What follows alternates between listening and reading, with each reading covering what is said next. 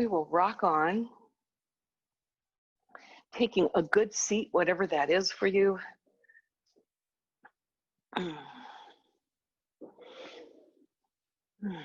With all this glorious rain that we've certainly needed, of course, now we've gotten an embarrassment of riches, and some areas are flooding, unfortunately. But I sometimes enjoy using the metaphor of rain as a cleansing. Water can be many things. It symbolizes many things, but one of the things it's often used for in symbols and traditions and cultures and rituals is cleansing.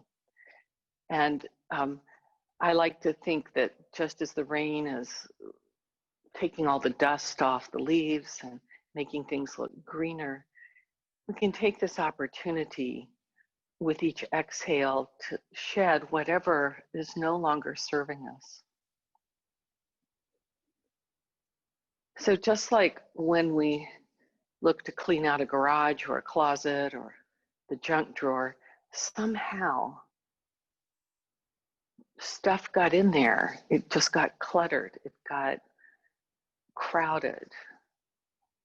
Even though I'm really not a cluttery person, I tend to go through and clean out stuff at least every 6 months. So a drawer gets kind of picked through or cleaned out. And yet it keeps crawling back in. So it's that way in our energy body life as well. It's that we just let ideas and practices and habits and what is it they call stinking thinking. Eileen and I were texting back and forth, and I'd forgotten that, Eileen, that the stinking thinking, that were we talking? Anyway, I was talking about this a lot with people lately about how I would not, somebody on the phone through a work project, but I was saying I would not be friends with someone who talked to me the way I talk to me. That's the stinking thinking, where I'm just thinking thoughts that are not serving me. They're not helping me. So I think we all do it, or I would venture to say most of us do it. Over 50% of we humans can get to that place where I just take out the paddle and commence to beating myself. So the rain, any opportunity I can, I try to find, just like those drawers get cluttered, no matter what I do, I have to go back in and consciously shed. The closet gets things in there that I no longer need. So your psychic closet, your energy closet, needs a Marie Kondo treatment. Does this bring me joy? How does this serve me? So today we'll clean our energy closets. So first, how do you start? You start with the breath. And the breath is so important. And especially now, as with the COVID virus attacks the lungs, so the more we work the breath and keep all of that functioning well and fully, then we're better. The book I'm reading, Breath, by James Nestor, so fascinating about how the diaphragm, and we learned this in teacher training from Lele, the diaphragm, the big muscle that breathes, that goes up and down, tucks right up under here, under the rib cage, and then pushes down. It's what, when we inhale, causes the belly to appear to inflate. And that's attached to the psoas, which is the biggest muscle that connects the upper body with the lower body. And the psoas can affect our back. And also the diaphragm is attached to the heart. So the breath and the health of our heart are so interconnected, and both physically and emotionally. We take nice, full, deep inhales and exhales out through the nose, in through the nose. Unless you're congested, you've got allergies, and breathing out through the nose is impossible. But actually, breathing through the nose, even when congested, is a form of pratyoloma, which is a kind of setting up a resistance, holding narrowing the passage through which breath moves.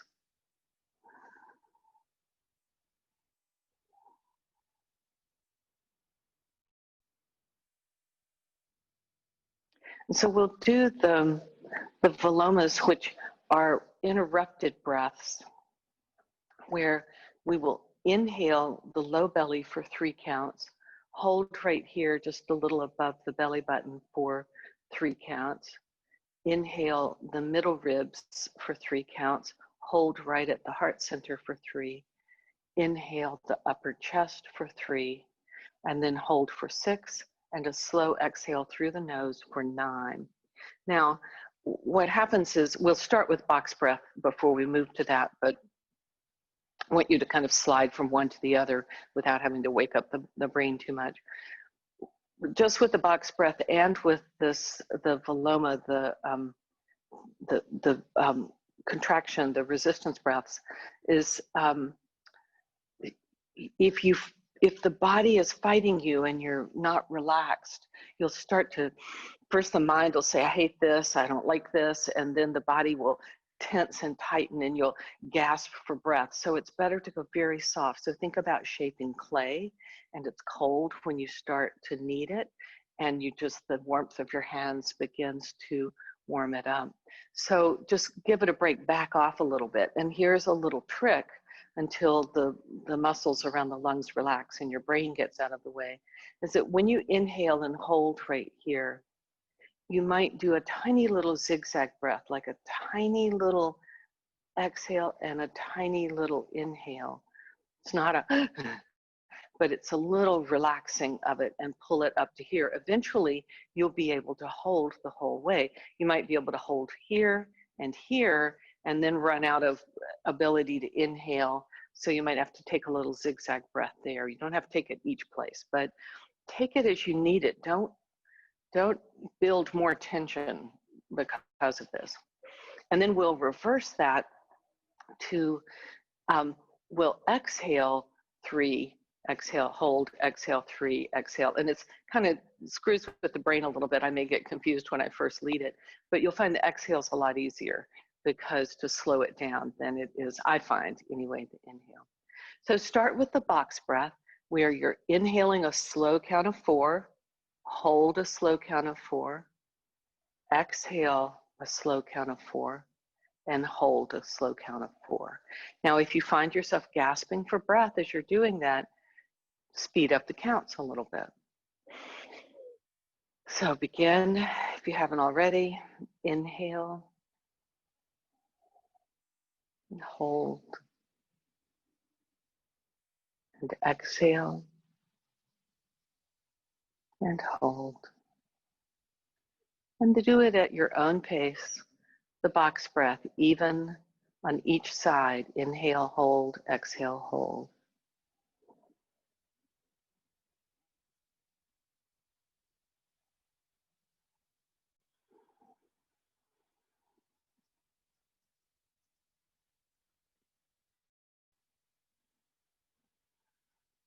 And invite the ujjayi breath, or the sounded breath, in the box breath, where you can hear the breath coming in and out. You constrict the back of the throat slightly.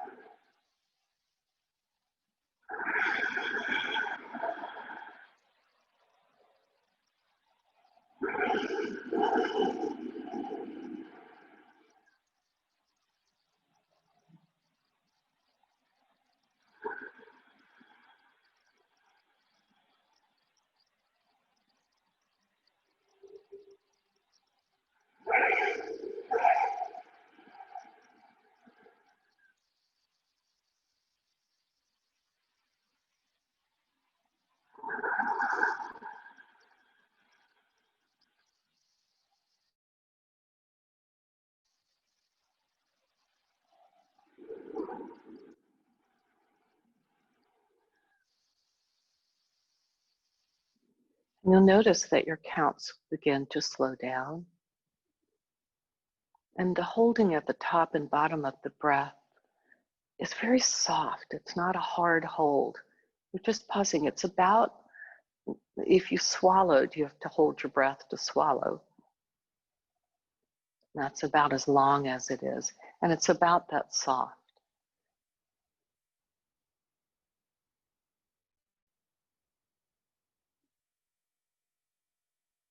And the next time you exhale, release and come back to regular breathing. If you want to change your seated position, if the legs are aching,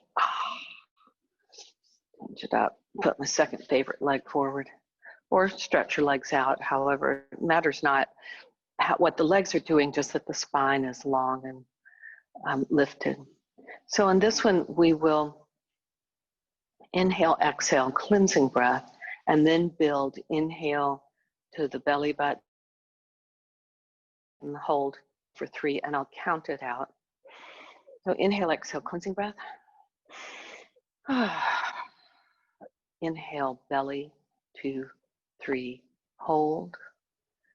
Inhale, ribs, 2, 3, hold.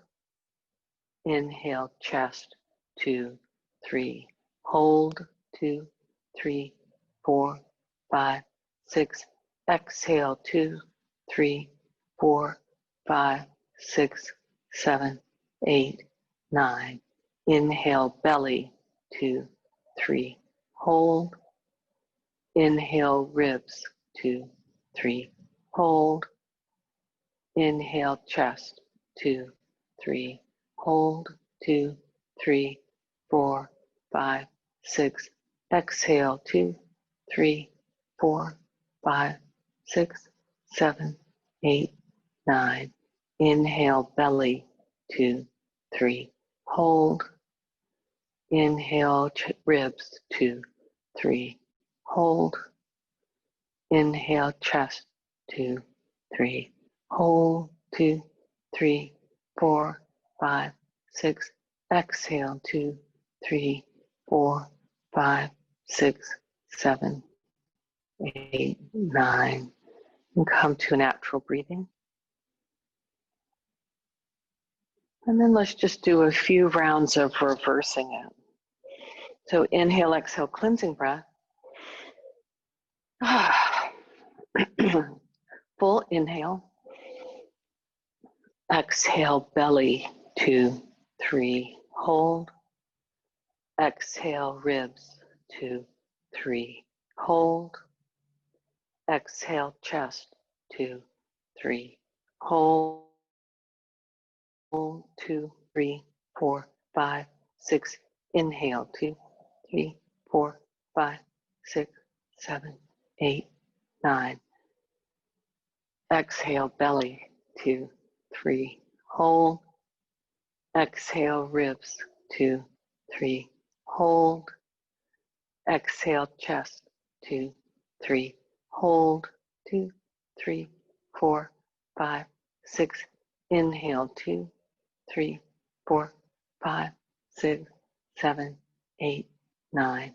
Exhale, belly, 2, 3, hold. Exhale, ribs, 2, 3, hold. Exhale, chest, 2, 3, hold, 2, 3, 4, 5, 6. Inhale, 1, 2, 3, 4, 5, 6, 7, 8, 9, and release. Breathe normally. And just notice, did your body fight one particular sequence or the other? Sometimes I find one of those easier than the other. The brain gets a little confused. All right. Finding the balls, work the hands. So in this book, Breath by James Nestor, he pulls together all this research and also the ancient knowledge. So he refers to not just yogic practices, but Buddhist. And one of the interesting things is he said that breath, the best breathing rate relates to prayer. So with the rosary or the mala beads or the beads that, I'm not sure what the Muslims call their beads, but they have a prayer beat as well. Almost every culture has something that, or many cultures have what you touch, but that it causes the breath to slow down as you're repeating the prayers, going through the cycle. And that's important, to have fewer breaths, longer breaths. Than we tend to breathe 10 to 20 breaths a minute. That kind of seems to be the average if you're talking or moving around. But that the ideal breath is 5.5 breaths a minute. And each inhale is about 5.5 seconds, and each exhale is about 5.5 seconds. So there's kind of this beautiful symmetry to it. All right, put it away. Come to hands and knees. Or if you're sitting on the chair, do cat-cow on the chair or on the floor. Your choice. We'll make it to the chair eventually. Oh yeah, Ruby, that's good. We can do it that way. Soften your knees. So what Ruby's doing is, you can do it on the wall, you can do it on the chair. Here's my Dr. Seuss thing. Soften the knees and arch and round. So move the hips. If the hips are tight, soften your knees a little bit more, Ruby. And if being down on the chair is too intense, you can come to the wall and do it here, so that your head is about even with the heart. Otherwise, hands and knees. And it's working the hips. When the hips are tight, boy, everything messes up. If the hips are tight, it's harder for us to get full deep breath. So you work, the hips are moving. The head follows, but that's not what's driving this engine. It's the flexibility in the hips. Tucking the hips and then lifting in the sits bones and widening the inner thighs. And the next time you come to neutral, table, tuck your toes, shift your hips back, lift your hips into downward facing dog, or if you're in the chair or the wall, just hold steady into your chair or wall dog.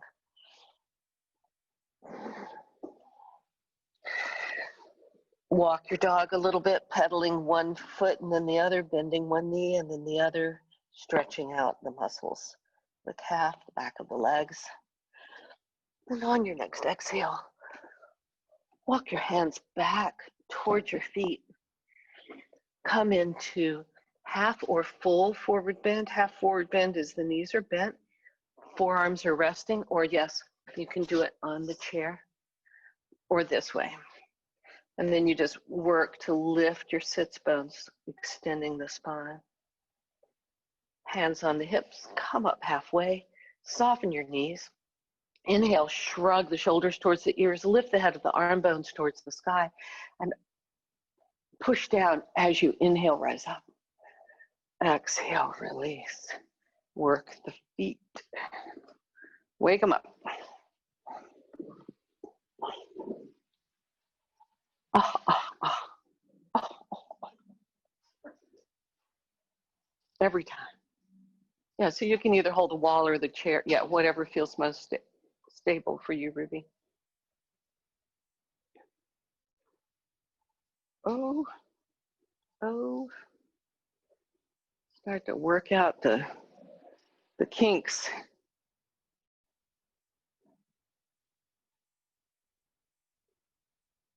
Search and seize the tight spots all the way through. When you've done the pressing, the rinsing, and the scribbling, commence. Go back to spots that need a little more attention. Yeah, it's working. And pause. Ah, I just love the noticing part. The leg I just worked feels a bit more awake, and the other leg is still in bed. So let's pull it out, jerk it out, pull it into the daytime. Let's press it out.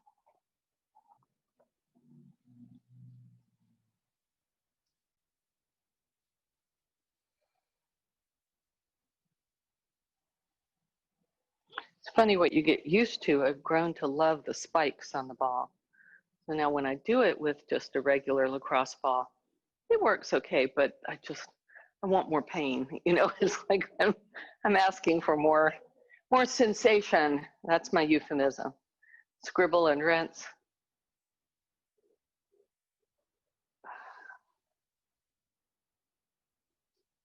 And then release. Whoop, bye. Took a bigger trip. All right. So let's practice a sun salutation with the chair. You can use a dining room chair if you need to. It's just the height might be different.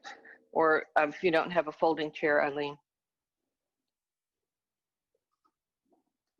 But so if you step up close to the chair, the front feet are on the mat, but the back feet slide off. So it gives you a little more space there. There you go, just so it won't slide. Step up close to it. Inhale, rise up. Exhale, interlace the hands behind the back, shrug the shoulders, and lift the chest for a nice, crack the chest. That feels good. And then exhale, release your hands. Place the hands on the chair and step back into a plank. The shoulders are right over the wrist and you're in a plank.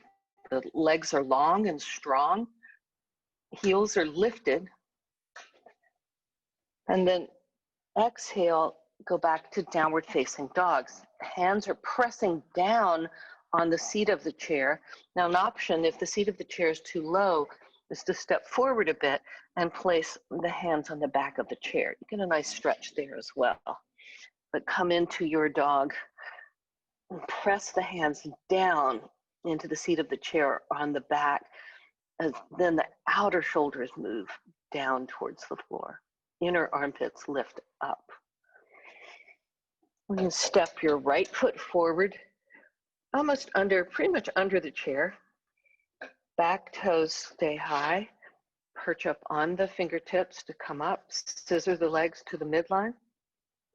So actually, if you walk your foot under enough, that will stop your knee from going farther forward than it needs to. So it can touch the chair, but not push it. Hands on the hips. So as you have some contact with the shin on the chair, don't lose it. It's just touching. It's not really, if I push too hard, you'll see it move, but it's just touching. It's very subtle. Draw your outer right hip crease back as the outer left hip moves forward. You'll notice you'll lose contact with the chair as you draw the outer hip crease back. Keep contact with the chair and pull the outer hip crease back. Hands on the hips if you've got it, or you can stabilize on the seat or the back of the chair. So try it. So Ruby, one thing you can do, your feet are a little too close together. So if you widen them out, you'll be a little more stable. And here's another thing that you can do. If you want, you can lower the back foot, just turn it out a little bit. There you go, and see, you feel a little more stable there? Yeah, good. So try to keep the shin touching the front chair. Whoop, careful, good job, good job. You're really building your balance though, that's good. So keeping the back heel up is a little harder. Putting the back heel down is a different stretch and a little more stable. Hands can stay on the hip, or if you've got the balance, stretch up. So play where you need to play. Breathe. Next, exhale, step back, plank pose, chair plank. So you're in one long line. Now, micro bend, the elbows want to splay out. You're pulling them back slightly. They don't have to squeeze the ribs, but you're just a little micro bend down, a little micro bend up, little micro bend down, little micro bend up. Feeling this yet? Woo! Pump it.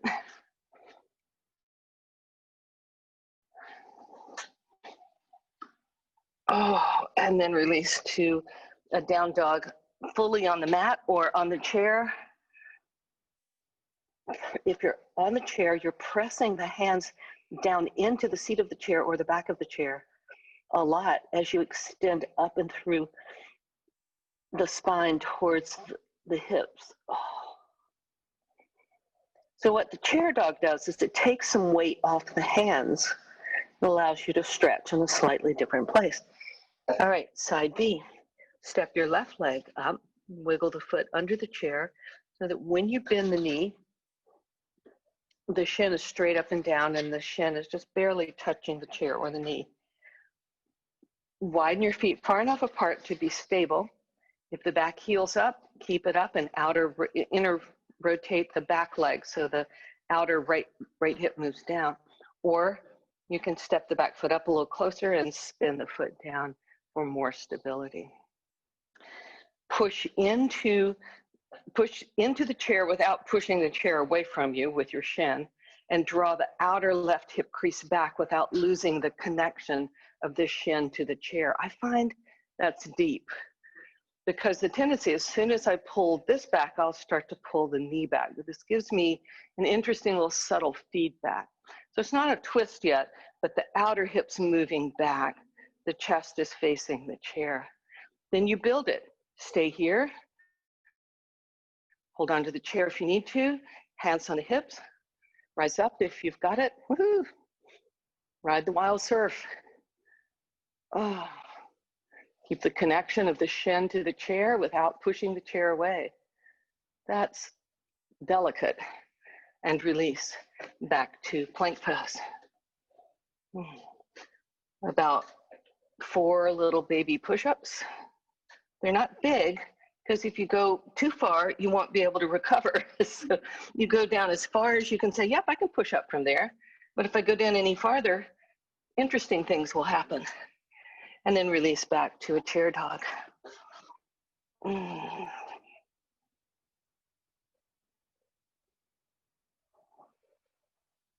Stretch it out.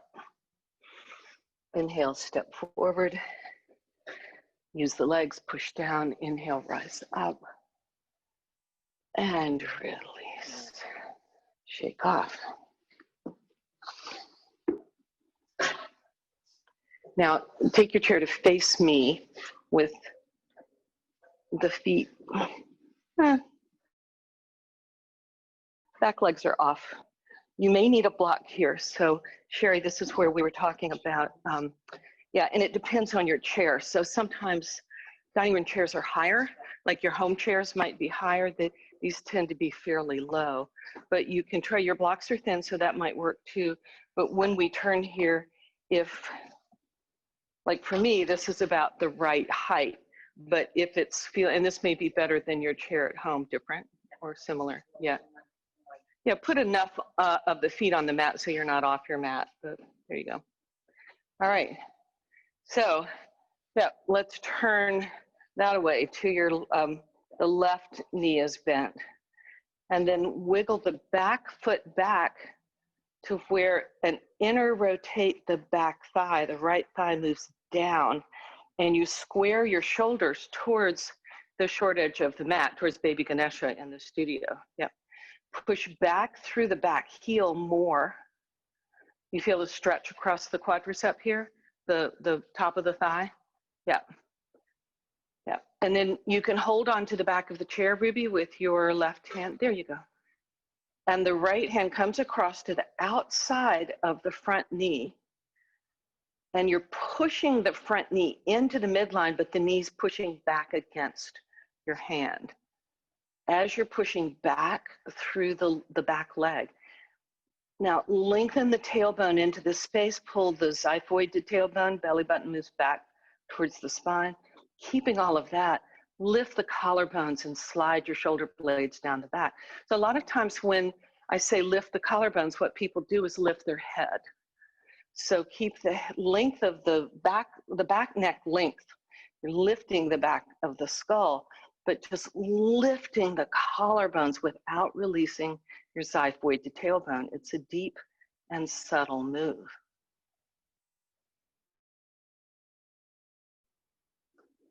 And then with the hands on the hip, or one hand on the back of the chair, begin to scissor the legs together until you're almost ready to lift off the chair.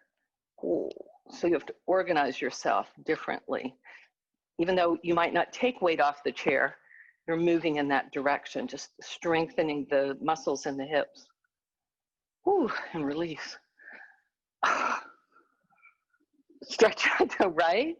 So we're all like, I don't know about you, Eileen, but we're all like holding our hips saying, ow. All right, so just, pausing a moment, noticing what happens is that when we do this, it's not that it's not work. It's just think about it. This is usually my warrior one. In the chair, look how much lower it is. So of course it's going to be harder because you've dropped it about 6 to 8 to 12 inches. All right, so now the right thigh is just on the outer edge of the chair, fully supported. You can scoot your bum back towards the back edge so the whole thigh is supported. Foot's on the floor. Now spin the back hip down, inner rotate, good? Yeah, good, and use the wall, actually, press against the wall, that's good. So Ruby's got her back foot on the wall, which gives her even more stability. Yeah, she's saying, don't look at me, turn away. Avert your eyes, lady. I know, avert your eyes, right? All right, as you push back through the back heel, the back leg may or may not straighten. So if you force it to straighten, you'll feel it in the low back. So you lengthen the tailbone more, engage core, xiphoid to tailbone, and push back more through the back leg. Then begin to square the shoulders with the short edge of the mat. The back hand can reach around and hold on the back of the chair, your right hand. Then the left hand crosses the midline. It's not so much a twist and a little tiny twist in the upper body, but it's more to pull the knee to the midline and the knee resists. So I feel that immediately in my hip flexor, the front hip flexor. Oh, big stretch. So we're not as weight bearing. The hip is holding the weight on the chair. The legs are not holding as much weight bearing. If it's an option, release the hands to the hips or keep holding the back of the chair and then stretch up. Full warrior one. Oh.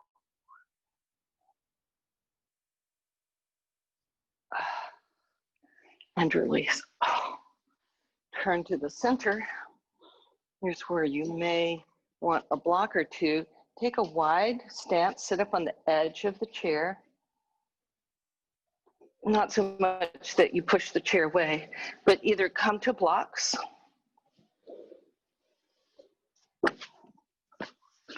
So I like 2 blocks here because if I use one, look what happens. I begin to pull my arms and I round the shoulders. So if I take the blocks outer shoulder width apart, then I can soften the heart. You can take the blocks down, down, wherever you need to, but the back is long. Press into the feet, pull the heels back towards the chair, and the inner thighs move back and wide apart.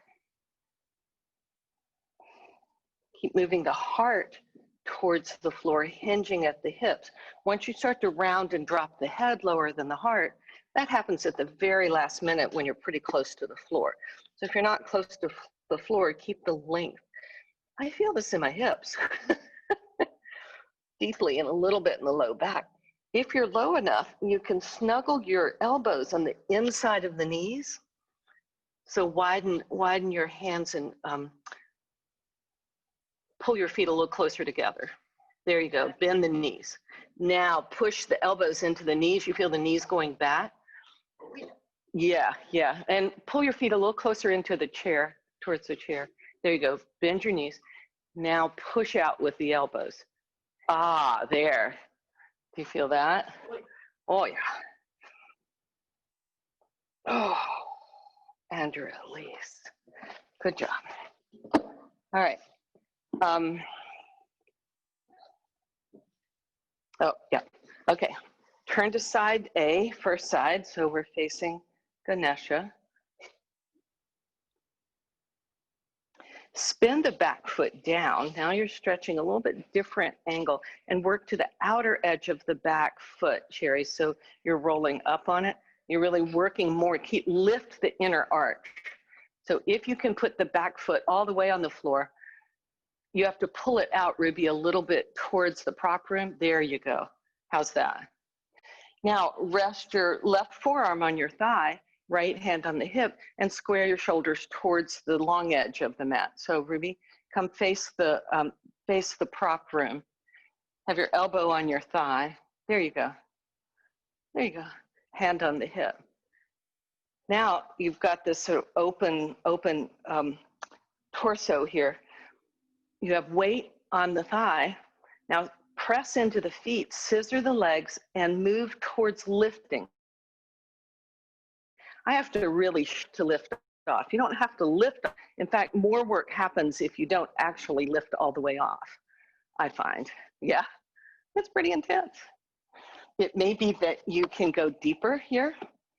So stacking shoulder on shoulder roughly, taking the top shoulder back, and then maybe reach for the floor with the inside arm. Maybe go deeper. It goes deeper into the front hip. Do you feel it as you tilt forward? Making the hip face. That's deep. Nice. And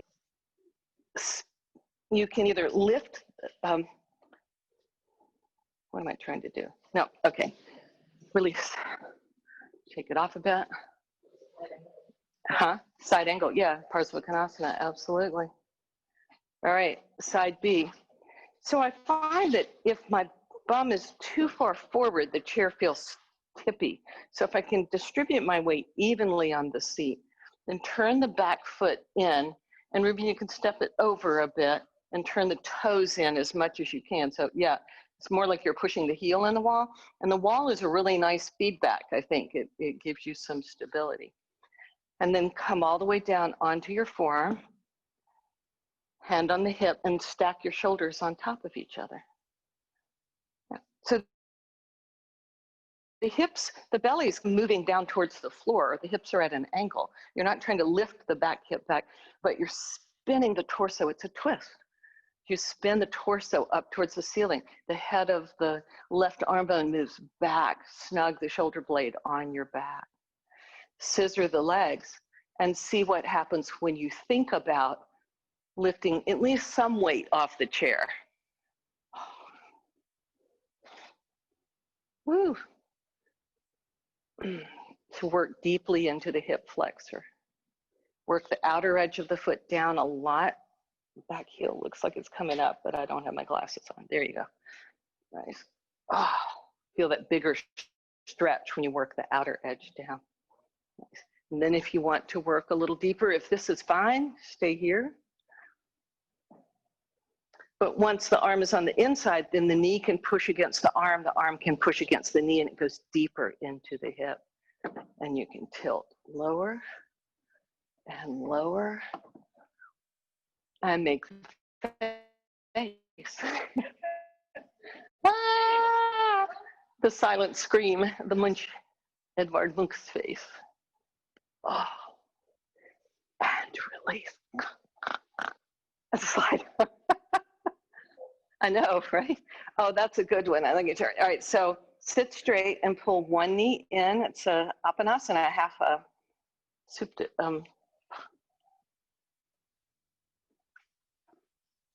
And just pull it in on the other side. So you're pulling the knee in more. So Ruby, you would do it more this way. Not so much about getting the foot up there, just pulling the, there you go. And then release. Do the other first side again, and then the second side. And then walk the feet out, not as wide as they can go, where the knees are roughly over the ankles. And hold forward. It's kind of like you see football players trying to get their breath. Like if you have the breath knocked out of you, you will sit this way. And then, Sherry, if we want to come down, we can come down here to blocks, and then push the knees into the elbows into the knees. And then the sits bones move back and the inner thighs move wide apart. Oh, and spine lengthens. And release. All right. So the next version, we can do it on the back. I'll go back, but I'm going to show what you would do if you were sitting on a chair. So Ruby knows this drill. So she'll sit number 4 on a chair. It's really nice, and you can still get your elbow into the inner thigh. Keep this foot flexed, because when this foot sickles, we stress the knee joint. So we want all these muscles to be engaged so the knee is happy. There you go. And then you tilt forward or pretend to tilt forward from the hips, not so much from the chin, but from the hips until you feel your fair share of sensation here in the hip flexor, the glutes, the piriformis. It's a good one if you're sitting at your desk too long, is just to stop and do this. And then release, change sides. Again, engage the foot, move the buttocks flesh out of the way. The elbow presses into the inner thigh and pulls it away from the ribs. You can also take the other hand and place it on the sole of the foot and push into the hand. The foot pushes, hand pushes, both push, and you feel that deep into the hip socket. Then lengthen the spine long. All right, so we'll leave Ruby to do that again on both sides. And then if you want to come down,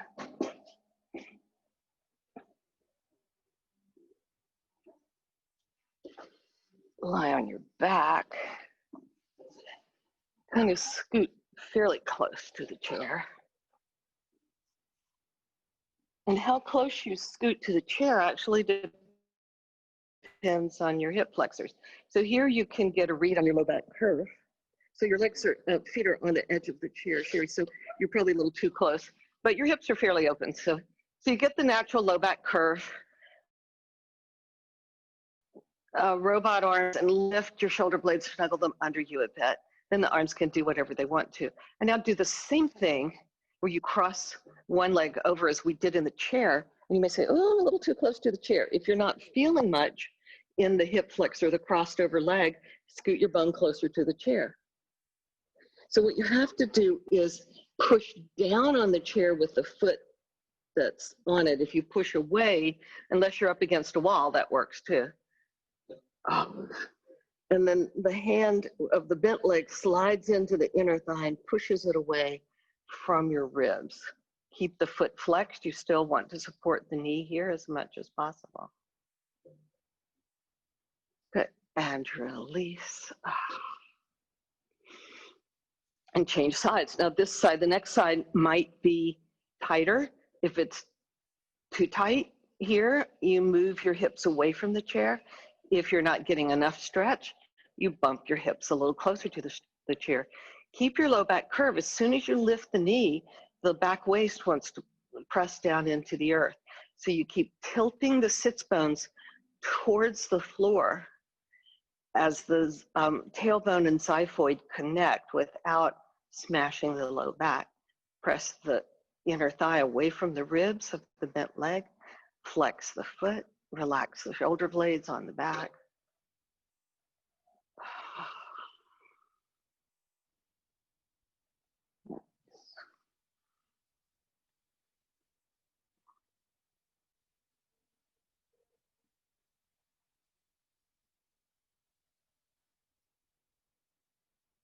And then release. If you're sitting, just stretch both legs out. If you're on the floor, you can either widen the legs and stretch them out on either side of the chair or stretch them up. This way, just for a stretch. Then on the floor, place your feet on the floor. Keep the chair where it is. Lift your hips and slide a block under your sacrum. Robot your arms, lift your shoulder blades, snuggle them under you. And Sherry, you could even do 2 of your narrow blocks if you wanted to stack them on top of each other to give you a tiny bit more lift. Yeah, so it's a bigger back bend. And then lift your chest and snuggle your shoulder blades more towards each other so the chest lifts. And you can pause here. So in the chair, you sit, yeah, you know this, you sit your bum back. Yes, Ruby has a roll right here in the low back to keep her from slumping. Then you reach back and you take hold of the back of the chair or the sides, depending on where you can lift, and then just curl back. So you get a nice, not so much lifting the chin, lift the chest. So drop the chin a little bit, there you go. And then lift the chest. Oh, you should feel a nice opening in the front body. And then for bridgies on the floor,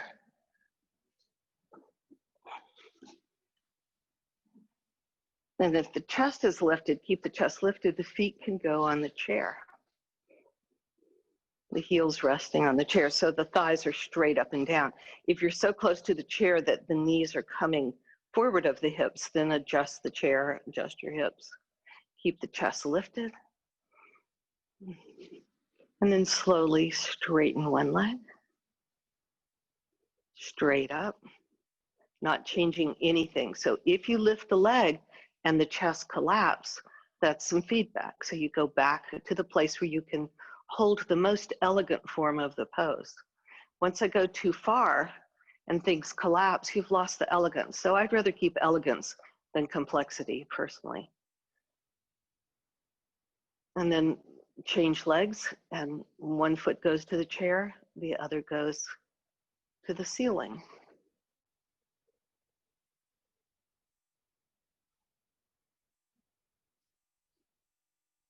Both feet to the chair. Stretch the first leg up. Keep that, keep the chest lifted, xiphoid to tailbone, engage the core, and send the second leg up with it. So now there's two up. Notice if you brought tension to your neck, your jaw, snuggling the shoulder blades underneath you, and the center back of the head presses into the earth. It lifts the chin, but you're not trying to strain the chin somewhere. A lot of times we get very tense in the neck and start to move the chin. It's more about moving from the heart. So this is a fairly fair bit of work here to keep the legs strong. You're gently hugging an imaginary block between your shins. Inner thighs are moving in, back, and apart. Tailbone lengthens, tailbone to xiphoid, so the bottom ribs are moving towards the hips as the shoulder blades snuggle on the back, and the collarbones are lifting towards your chin and then back down to the floor. A lot going on here. Ah.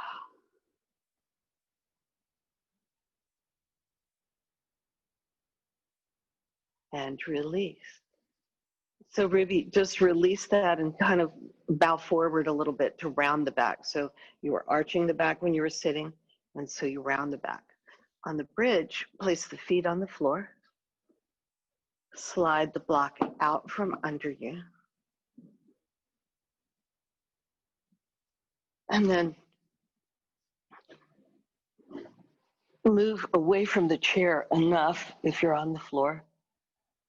We'll do a twist. So Ruby, as you're sitting, you'll do the twist where you reach around and hold back. So you lengthen first. On the floor, the arms are in T position, knees pull up towards the chest. You might want to put a spacer between the knees as you drop the knees to one side. Get both shoulder blades on the floor. Oh.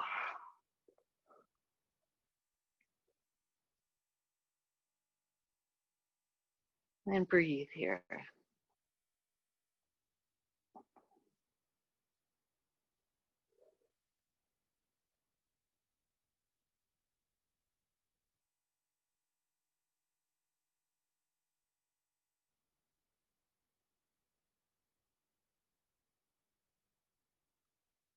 Twists are like, in my mind, like wringing out a washcloth or a dishcloth.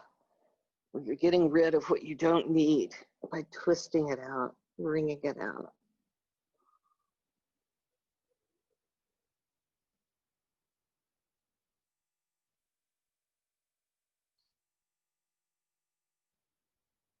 And inhale your way back up to center.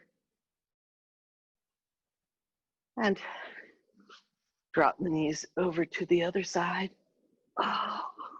Snuggle your shoulders underneath you. Try to get both shoulder blades evenly weighted to the floor.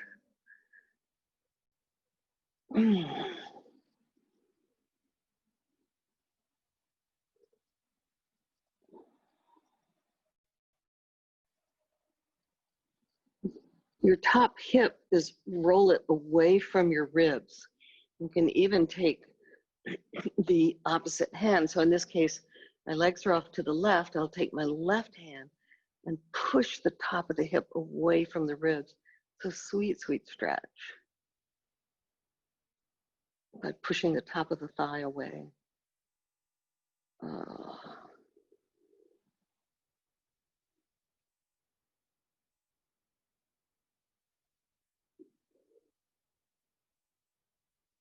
And inhale your way back to center.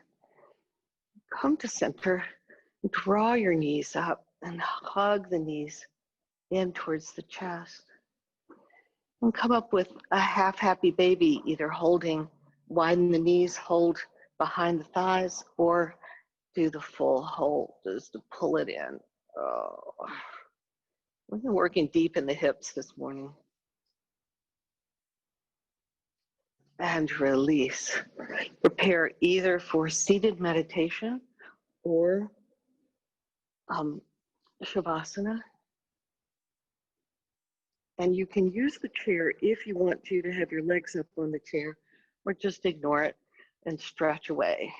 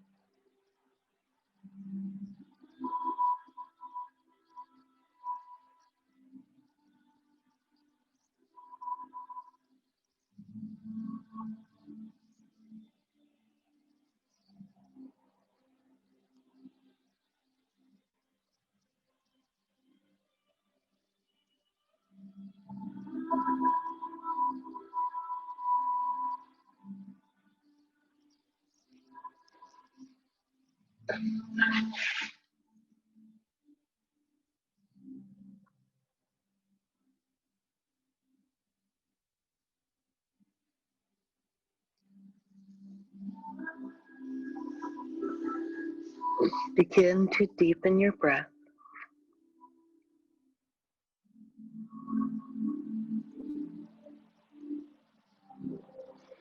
As the breath deepens, bring gentle movement to your fingers and toes, hands and feet, stretching your arms and legs.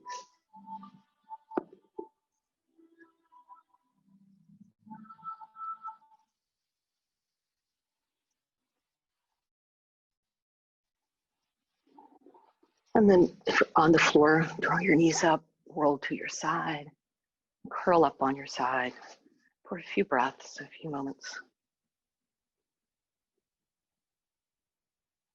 And then rolling a little more towards the floor, press yourself up to a seated position and sit well.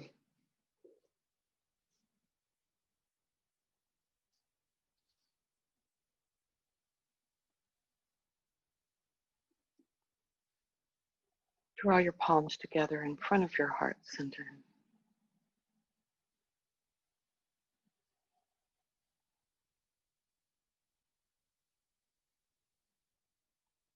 Namaste. Thank you, Guy. Thanks, Eileen.